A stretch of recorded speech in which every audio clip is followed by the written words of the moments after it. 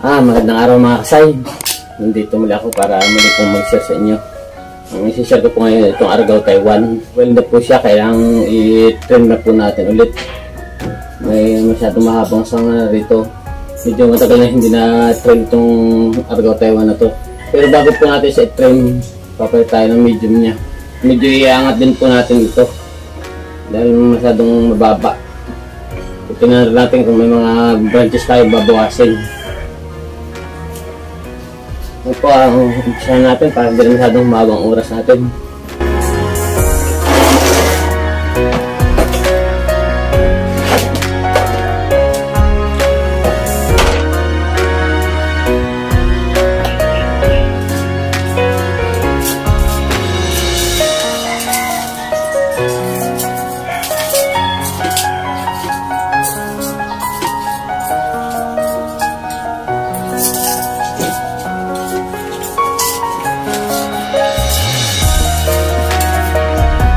So babawas din po tayo ng ugat dito. Masyadong siksik na sa ugat ito.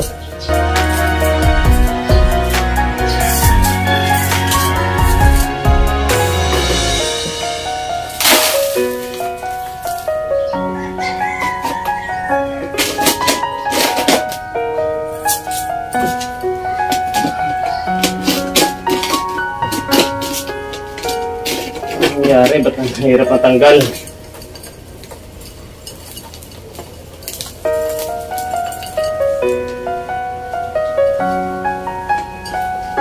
Wala na dikit eh.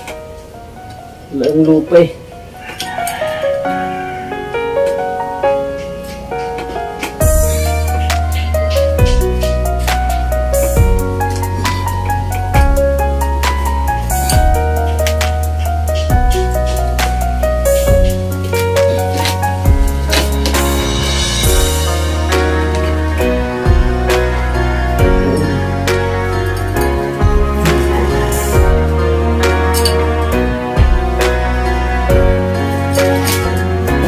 Ang gawa po nito, kaya mahirap matanggal gawa nung sumikip na ang ugat sa ilalim.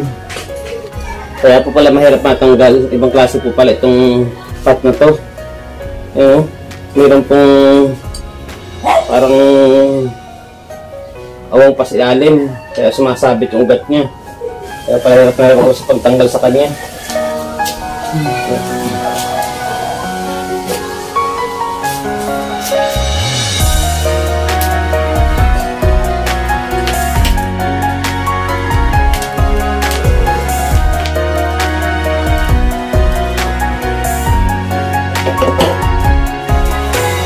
Puputulan natin po ng ugat ngayon. Sobrang madami ng ugat niya.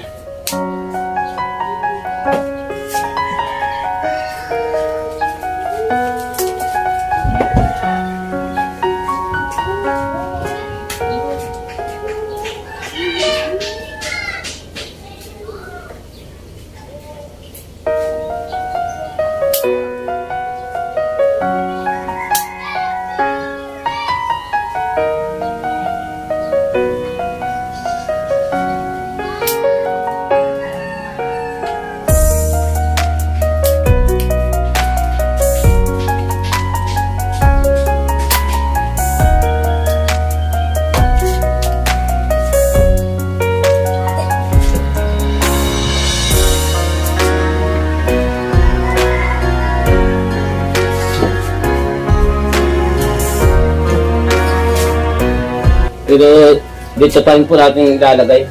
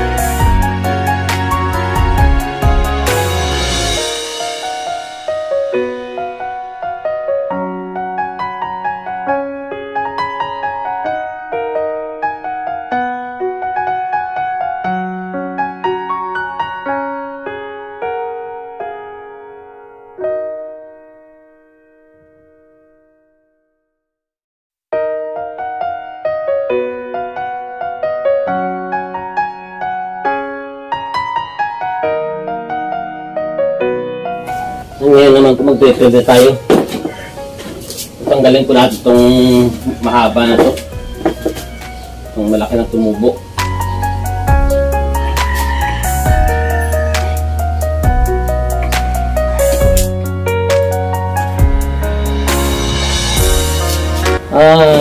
Doon nga po pala sa mga nagme-message sa akin na gusto nilang bumili ng cutting ng Argao Taiwan. Pasensya na po kayo, wala talaga akong mapapagkunan po ng mga cutting na Argao Taiwan. Kung ako nagkakaroon man, itong mga ganitong cutting lang po ang tinatanim ko. Wala po kasi akong mapapagtaniman dito na lupa para makapagpalaki ako ng mapapagkunan ng cutting na Argao Taiwan.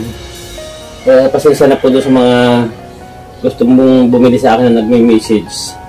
Wala po talaga eh. Kung meron lang po, hindi ko na po ibibintahin, ibibigay ko na lang po sa inyo. Kailang wala po talaga eh. Ito pong mga ganito, medyo may malaki akong ganito. Binili ko rin po ito dati. Marami po ito magkakasama, binili ko sa circle, kaya lang nabinta na po kasi yung iba eh. Parang dadalawa lang po itong natira sa akin. Yung iba na po dyan, yung mga cutting lang po na katulad ng pinutol ko kanina. Yung tinatanim ko lang po yun. Dati po ito nabili ko ito sa circle. Diretso lang po yan. Bali cutting nga lang po rin yan. Yung nabili ko doon. Tapos yan, ginawa ko lang cascade. Kaya medyo matagal na po sa akin ito. Problema ng Argao Taiwan ito, maiitim na kung ito sa katawan niya. Pag yung tag-ulan po kasi, yan nagiging problema ng Argao Taiwan. Kaya kapita siya ng parang inong lumot na ito maitim niya ito. Huwag po yan na mamatay din pong bonsai ito pag hindi natatanggal ito. Babrasin ko na lang po mamaya matapos natin mag-trim.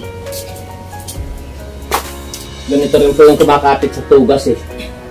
Yung parang maitim na lumot na yan. Hindi gumaganda ang bonsai pag mayroon pong ito. Kaya meron yung ganyan nung nagtag-ulan. Nagkaroon siya ng ganyang maitim. Dapat po nababras yan para maganda ang bonsai. Ito na po tayo. Mahaba ng oras natin.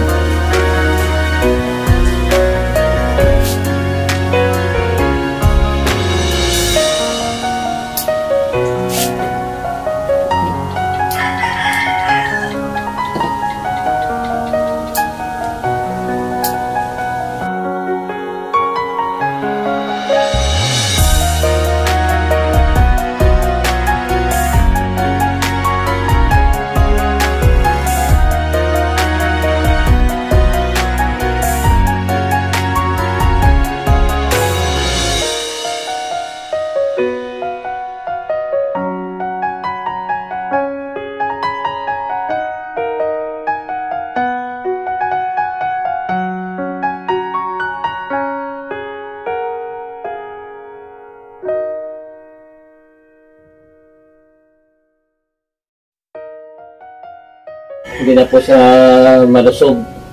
Puro ugat na po siya. Sumikip na yung ugat sa paso niya.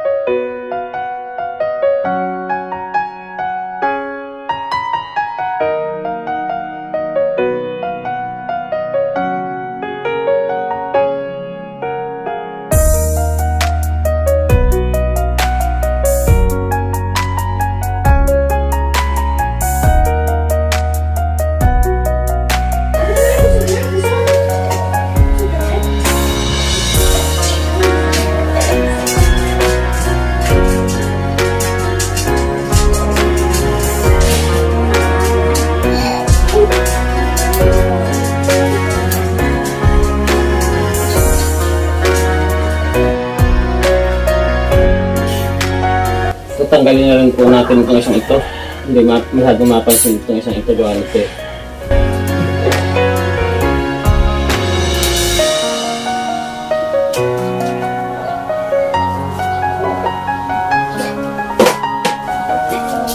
Yan po, babrasin lang po natin para mawala yung mga parang lumot na nakakapit sa katawan.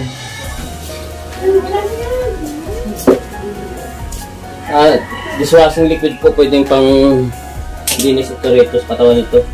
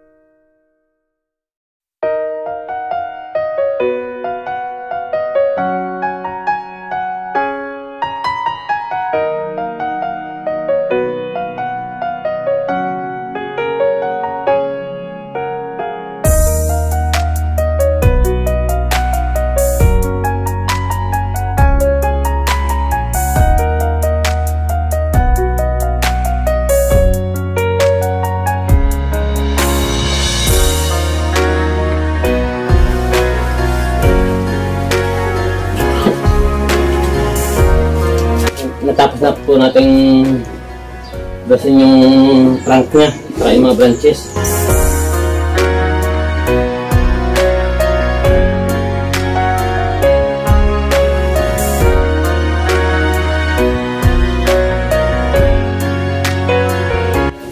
Yan po, tapos na po natin mapagtansya ng medium, saka nakapag-trim na rin po tayo. Tapos nilinis na rin po natin yung kanyang trunk saka mga branches. Gagawa nung may maitim po siyang nakakapit, parang dumot na maitim. Hindi po kasi maganda ang bonsai pag mayroong ganyan na ngayayat siya. Tapos namamatay po yung mga branches niya. Kaya po yan, payat po yan. Pero ngayon gaganda na po ito dahil napagta na natin siya ng medium. Tataba na po yan. Tapos medyo inangat lang natin ng kaunti. Muli po, maraming salamat sa inyong panonood, at kung bago pa lang po sa channel ko, subscribe po para ma-update po kayo sa mga next videos na i-upload ko. Kung nagustuhan nyo naman po itong channel ko, paki-like na rin po. Salamat.